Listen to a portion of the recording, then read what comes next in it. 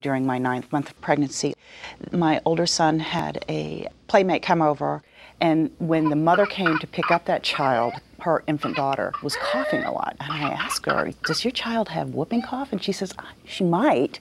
We don't immunize, and she's been not feeling very well lately. Pertussis, or whooping cough, is a very contagious disease. It's caused by a bacteria that affects the lungs.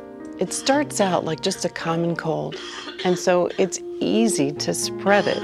It goes on then, though, to have this cough that has a whoop at the end.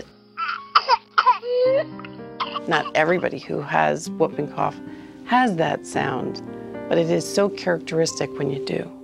A week later, I ended up with a very bizarre upper respiratory infection, and I was coughing a lot, but I thought it can't be because I've been immunized, because I was immunized as a kid. The vaccine doesn't last for a full lifetime, and so none of us reach adulthood protected by our childhood immunization to pertussis. We need a booster later in life. I would cough and cough and cough. I'd cough, literally 50 or 60 times. It was during one of these coughing spasms that my water literally broke.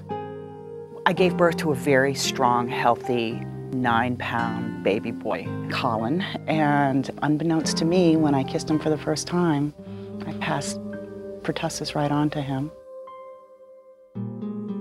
He was fine for a week, and there was no sign of any problem. And then he ended up with that cough, and he got really, really, really sick. Pertussis is very serious for infants. It can lead to pneumonia, dehydration, as well as brain damage and seizures. Ultimately, it can lead to death in infants.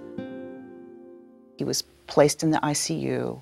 He would cough and cough and cough until he threw up, and then he'd turn blue, and then we'd have to, pat him to get him going again. It was a very vulnerable period of time in our lives.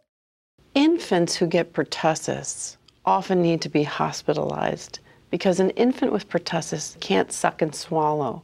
They need IV fluids, and sometimes they need long-term nutrition because pertussis lasts for so long.